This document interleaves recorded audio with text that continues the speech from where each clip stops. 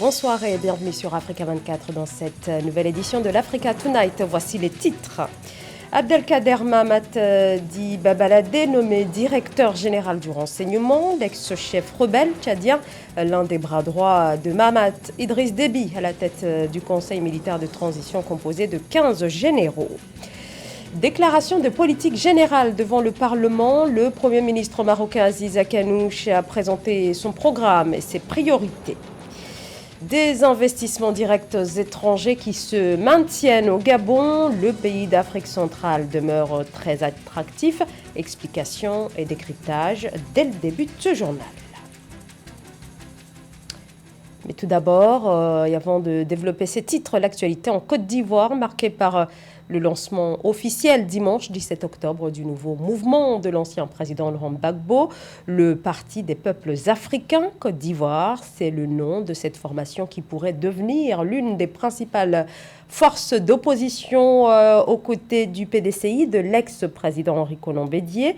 Le Parti des peuples africains Côte d'Ivoire, un mouvement panafricain de gauche, et avec lui, Laurent Gbagbo, rentré après 10 ans d'absence, signe son retour sur la scène politique à 4 ans de l'élection présidentielle prévue en 2025. Au Tchad, Abdelkader Mahamat, plus connu sous le nom de Babalade, a été nommé directeur général des renseignements et des investigations selon un décret présidentiel. L'ancien chef rebelle, président du Front populaire pour le redressement, a été récemment reçu par le président du Conseil militaire de transition, Mahamat Idriss Déby, dans le cadre des consultations politiques. Joël Ballot. Dans son processus de transition pour maintenir la paix au Tchad, Mahamat Idriss Déby, chef de l'État, a nommé l'ex-rebelle Abdelkader Mahamat, connu sous le nom de Babalade, directeur du service des renseignements généraux. Une nomination surprise qui vient conforter l'opinion publique, dont le vœu est de mettre fin au conflit armé qui alimente les rues du Tchad. La nomination de Babalade au poste de directeur des renseignements généraux est un message du Conseil militaire de transition à tous les Tchadiens et surtout aux politico-militaires qu'après la réconciliation, il n'y a pas de retenue. On peut les responsabiliser à des postes de responsabilité sensibles comme les renseignements généraux, que c'est quand même un poste très stratégique dans le giron de la sécurité et des services de défense. Babalade a joué un rôle prépondérant dans le conflit en République centrafricaine où il sévissait surtout dans le centre du pays. En 2012, grâce aux Nations Unies, il revient au Tchad et est nommé préfet du département de la Grande Sido. En novembre 2014, il est démis de ses fonctions et s'enfuit à nouveau en Centrafrique. Aujourd'hui, pour de nombreux observateurs, sa nomination traduirait la volonté du Tchad de reprendre la main dans le dossier centrafricain. Il a réintégré le pays à la réconciliation avec le maréchal, mais il a connu des poursuites judiciaires. Il a mis du temps à la maison d'arrêt centrale de N'Djamena avant d'être amnistié par le même maréchal. Et aujourd'hui, le fils du maréchal qui est aux affaires le rappelle. C'est un message pour dire qu'il n'y a pas de rancune et qu'il y a une continuité dans l'action. À titre de rappel, après s'être fait emprisonner pendant plus de 6 ans sous le règne du maréchal Idriss Déby Itno, ce dernier rejoint le défunt président le 3 avril 2021 en pleine campagne électorale pour soutenir celui qui l'aura privé de sa liberté. Une liberté dont il jouit pleinement aujourd'hui grâce à ses nouvelles obligations. Dans le reste de l'actualité, le président ghanéen Nana Akufo-Addo, président en exercice de la communauté économique des États de l'Afrique de l'Ouest, était en déplacement dimanche au Mali afin de faire le bilan avec la junte au pouvoir du processus portant sur la tenue des prochaines élections prévues en février 2022. Une délégation de la CEDEAO est attendue à Bamako avant fin octobre. La CEDEAO souhaite se voir remettre par le pouvoir malien un calendrier des étapes en vue de ces élections.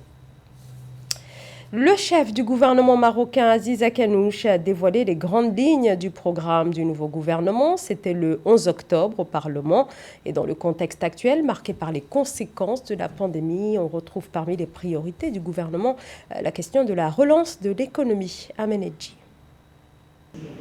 Lors d'une séance consacrée à la présentation du programme gouvernemental devant les deux chambres du Parlement au Maroc, le chef du gouvernement Aziz Akanouche a présenté les principaux engagements pour la période 2021-2026. Entre autres, le programme apporte des réponses ambitieuses pour une sortie de crise sanitaire grâce à une série de mesures mettant en œuvre le nouveau modèle de développement des partis de la majorité et visant à répondre aux préoccupations des populations. À moyen et à long terme, il faut que le Maroc prouve sa capacité à diversifier ses exportations, sa capacité à diversifier ses ressources et sa richesse. Et c'est cette capacité qui va implicitement créer de nouveaux emplois.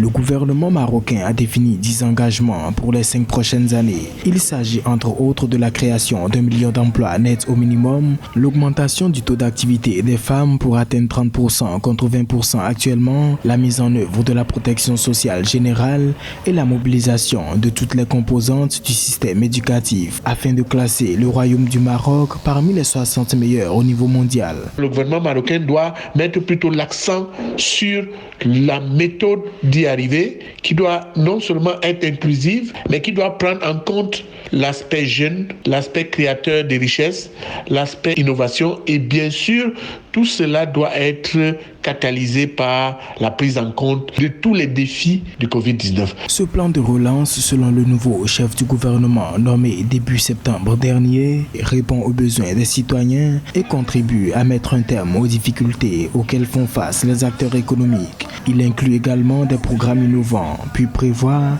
un appui aux initiatives, outre le financement et l'accompagnement des entreprises nationales. José Maria Neves a recueilli 51,5% des suffrages, soit une majorité absolue nécessaire pour être élu dès le premier tour, selon ses résultats portant sur 97% des bureaux de vote. Le candidat du parti de la gauche historique au Cap-Vert a remporté l'élection présidentielle. L'ancien Premier ministre élu donc dès le premier tour, dimanche 17 octobre. Il devance largement Carlos Vega du Mouvement pour la démocratie. Vers un renforcement de la coopération entre le Togo et la Turquie, le chef de l'État turc Recep Tayyip Erdogan, actuellement engagé dans une tournée africaine, est attendu dans les prochains jours au Togo. Une importante délégation ministérielle de la Turquie sera également sur place. Plusieurs accords sont en perspective dans le domaine notamment commercial, à l'issue d'entretiens officiels avec le président togolais Faure Gnassingbé. Et pour parler de l'actualité togolaise et africaine de manière général, j'accueille sur ce plateau Monseigneur Philippe Fanoko-Bodzoro, archevêque émérite de Lomé. Bonsoir. Merci. Bonsoir. Bonsoir. Merci à vous d'avoir accepté notre invitation et d'accepter de répondre à nos questions. Alors, Monseigneur, vous êtes actuellement à Paris afin de rencontrer la diaspora togolaise, mais africaine de manière générale. Quel message comptez-vous délivrer à cette diaspora? Quel est l'objectif de ce déplacement? Ça a été très heureux de voir que la diaspora du Togo, qui est à Paris, a été aidée par d'autres délégations des diasporas des pays africains francophones. Et ça a été très fort, parce qu'ils ont dit, nous disons, il est temps que la France arrête de manipuler et de nous dominer. Nous avons fait des élections récentes au Togo et le vainqueur a été absolument vainqueur avec un score très écrasant, mais Macron, pourri, corrompu par l'argent de Gnassingbé Faure, maintient celui-ci au pouvoir contre la volonté de tout le peuple qui est furieux. Voilà, c'est pour cela que je viens proclamer notre union et notre aide pour pouvoir dégager et mettre fin à cette voyoucratie et de d'État que pratique Macron sur notre pays. Alors, justement, votre séjour en France intervient quelques jours, Monseigneur, après le sommet Afrique-France qui s'est tenu il y a quelques jours à Montpellier. Quel regard portez-vous sur ce sommet et sur les relations entre l'Afrique et la France? C'est une constatation très négative. Cette relation avec la France et l'Afrique, elle est très négative, il faut mettre fin. C'est une espèce je dirais, traite de nègres à haut niveau. Parce que nous choisissons nous-mêmes nos chefs, et puis la France nous impose des dictateurs qu'il maintient par la force. Parce que s'ils n'agissent pas dans l'intérêt de la France, on les tue. Alors pour éviter cela, eh bien, nos dictateurs donnent de l'argent des pauvres et à Macron pour qu'on les maintienne au pouvoir et ainsi ils exploitent nos richesses et laissent dans la misère le peuple togolais. Ce n'est pas possible. Le peuple togolais, il s'agit du peuple togolais pour le cas duquel je suis venu ici, mais les autres sensibles à cette injustice se sont joints à nous pour que nous dénoncions et demandons à Macron de remettre le pouvoir au vrai vainqueur. Le vrai vainqueur, c'est le président Gabriel Vincent Agbeyome Kodjo qui a gagné cette bataille, cette élection avec un score très écrasant et cela pour corollaire immédiat l'alternance au Togo que tous les Togolais souhaitent, désirent de tout leur cœur. Voilà, je viens appuyer cela pour que réellement ça se réalise. Alors, Monseigneur, effectivement, vous vivez en exil depuis la dernière élection présidentielle qui s'est tenue au Togo en février 2020, une élection qui a marqué la réélection controversée du président Faure Gnassingbé, élection dans laquelle vous avez soutenu, vous l'avez dit, Agbeyome Kodjo, arrivé second, vous contestez toujours les résultats Je conteste. de l'élection présidentielle annoncée par la commission électorale. Quels sont les éléments qui vous poussent à contester cette élection? Eh bien, cette fois-ci, les élections ont été vraiment objectivement sérieuses. Tous les Togolais étaient mobilisés pour soutenir le candidat unique. Ils ont compris finalement qu'il fallait un candidat unique. Nous l'avons fait, et on a un candidat unique. Et pendant la campagne électorale, des coups de fil nous parvenaient de partout. Monseigneur, notre groupe a gagné. Ici, c'est fort. Et ailleurs aussi, dans tous les bureaux, ils nous envoyaient des comptes rendus, des comptages de voix, et nous disaient que notre mouvement, le mouvement de Agbeyome Kodjo, a gagné largement. Il y avait même l'ANC, l'opposant, qui reconnaît que la DMK et son candidat sont largement devant. Et puis, un autre qui disait qu'il combattrait notre candidat unique s'il gagnait, eh bien, il a dû reconnaître qu'il a attendu jusqu'à minuit. Et il a recompté et tous les bulletins et tout le comptage, et il a affirmé que le point où Agbeyome Kodjo est arrivé comme vainqueur est tellement fort qu'il y a encore d'autres qui vont intervenir, ça ne changera pas la réalité. Mais vraiment, nous avons ces documents-là qui sont très forts et qui nous approuvent que c'est notre candidat unique qui a gagné les élections. Alors, qu'attendez-vous, Monseigneur, du pouvoir quant à la normalisation de la situation sociopolitique dans votre pays, le Togo? Du pouvoir illégitime qui est là parce qu'il a volé. Il a volé la victoire d'Agbeyome. Donc, écoute, on ne vole pas Dieu. Moi, je suis un représentant de Dieu, je ne suis pas un politicien. Et je suis l'exemple de Seigneur Jésus-Christ qui a dénoncé les puissants. On l'a tué pour cela. Moi aussi, je suis prêt. Ils peuvent venir me gorger s'ils veulent, mais ils n'arriveront pas. Et bien, c'est une contestation généralisée que ce n'est pas du tout fort. Qui a gagné, c'est il est maintenu au pouvoir par Macron, à qui il a remis de fortes sommes d'argent, argent volé des pauvres. Nous ne sommes pas d'accord qu'on arrête cette pratique-là. L'Afrique est prête maintenant à prendre son destin en main. qu'on ne nous minimise plus. Monseigneur Philippe Fanoko Pogdzoro, merci beaucoup. On a entendu vos messages, mais aussi votre colère par rapport à la situation dans votre pays, le Togo, mais aussi de manière globale en Afrique. Merci à vous d'avoir répondu à nos questions ce soir. Merci beaucoup. Je rappelle que vous êtes l'archevêque émérite de Lomé. Merci et l'un des soutiens, bien entendu, d'Agbeyome Kodjo, candidat à la dernière élection présidentielle. Merci. Merci à vous. Merci beaucoup.